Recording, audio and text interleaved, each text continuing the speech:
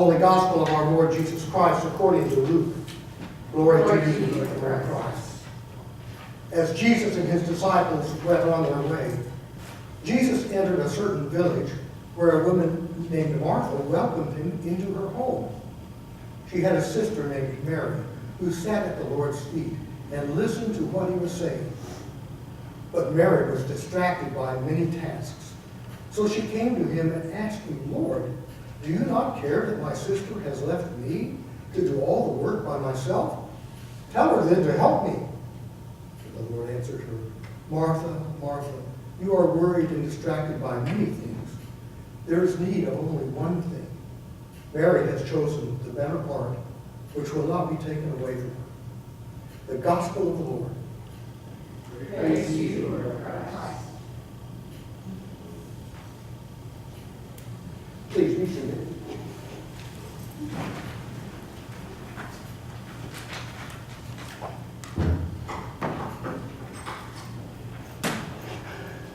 I first saw them in the early 1950s. I was 7 years old.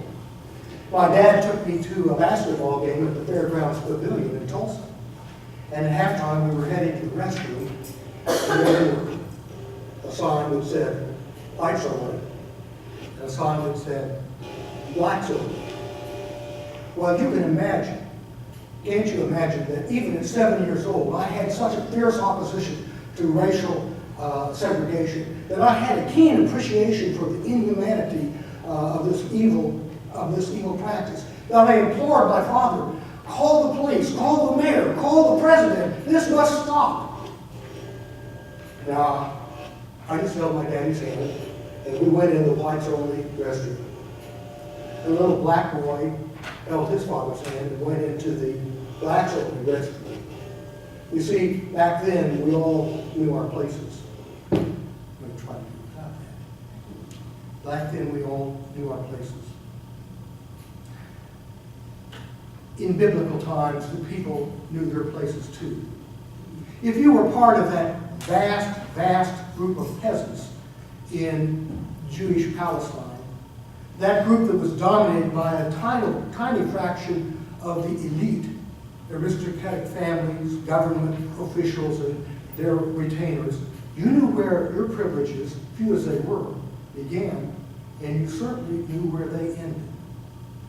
In the temple, the laity knew that there were parts of the temple that they couldn't go into. For instance, the Holy of Holies was certainly off limits. And even in the households in that time, the peasant households, people knew where they could go and where they couldn't go. The typical Palestinian peasant house was actually a two-story house. And the animals and the cistern and food processing was on the first floor. And there were 4 rooms on the second floor. But here's the thing.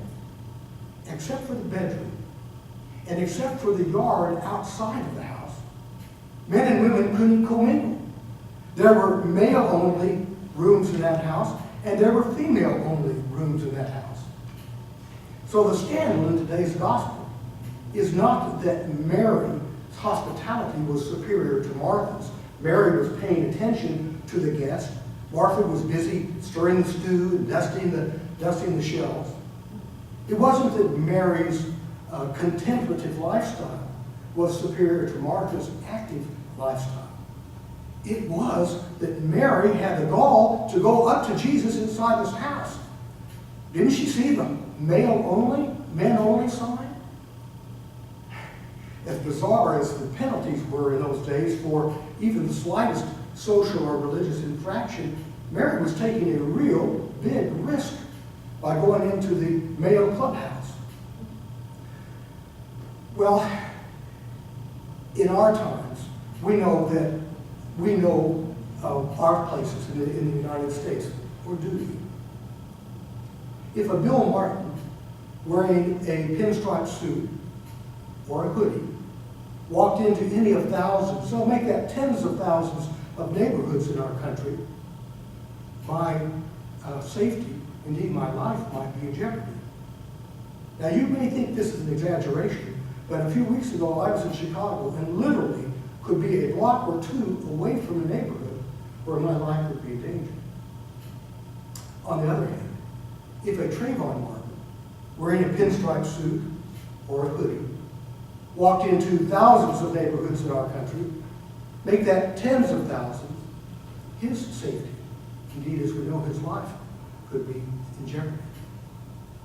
Do we need signs, neighborhood by neighborhood, whites only, blacks only? Look, folks, I love this country. I love America, and I think that there are few, if any, places in the world that are more enlightened and more progressive than we are. And as we studied in our recent Christian formation class, there's a lot of changes going on in America. A lot of changes. And for some people, the change is de rigueur. It's expected. And for others, it's difficult. For some people, change is too slow. And for others, change is too fast. When I was in Chicago, for instance, this summer, I had a real good friend. And he and I were having a conversation, a private conversation. He was in my preaching class. And he said, Bill, you know, as a white male in America, I'm given many privileges that others don't have. And then his face kind of fell. He said, but as a gay white male in America, I give up many privileges that others have. Do we need signs, straights only, homosexuals only? Do any of you know a young man or a young woman who served in the military in Iraq or Afghanistan and was injured over there? I have a friend who's a couple of years younger than Christoph, our son, who went into the Marine Corps the same week that Christoph did. But unlike Christoph, who was a driver, he was in infantry. And he served in combat in Iraq, and he served in combat in Afghanistan. And he had his legs blown off by an IED in Afghanistan, by the Taliban. Now, if that were your son, or if you too know someone like that, and a Muslim got on the airplane and took the empty seat right next to you, what would you be thinking? To be honest about it, what would go through your mind? Wouldn't you take a little sneak peek to see if they had a suicide vest on? Do we need signs on our planes, Christians only, Muslims only? By the way, there are countries in this world, Nigeria comes to mind, where Christian terrorists slaughter Muslims, and there the fear factor would be reversed. Jesus knew his place. He was raised in Nazareth. That was a little farming community, might be the equivalent of Pryor Creek without Google. And he knew, by virtue of being from that place, that he was one of the 90% of the peasants who comprised Jewish Palestine. And he knew where he could go, and he knew where he couldn't go. Jesus knew exactly where he fit into society. He was part of not only a peasant society, but part of a purity structure. That's what our buddy, the biblical scholar Marcus Borg, calls that arrangement whereby the Jewish people said, well, this is clean and this is unclean. And purity was at the central core of that society. And as a poor peasant, Jesus was believed to be unclean. There were three P's: peasant, purity, and patriarchal. Jesus was part of a patriarchal society where males dominated females, and the females were basically chattel for the males. Jesus knew his place, but he refused to accept it, thank God. Jesus understood his messiahship, for instance, as reflecting God's compassion and love. The Jewish elite expected a head-knocking, name-taking Messiah, and Jesus was anything but that. Jesus did not decry the poor. He said, blessed are the poor. He said, I came to save and serve the poor. And in that society where women were abused, or used and abused by their fathers or brothers or husbands, Jesus reached out. Remember the Samaritan woman at the well. Jesus said, I'm going to give you living water. Or the woman with the hemorrhage that touched his cloak. And he healed her. He said, your faith has made you well. And Mary, who came into his presence, he let her invade his male-only space so that she could hear his words and be able to preach and teach God's good news just as well as any male disciple. Going out into the world, sharing that good news, the news that a world desperately needed about God's inclusiveness and God's unconditional love. Times were changing, and they were then, and they are now.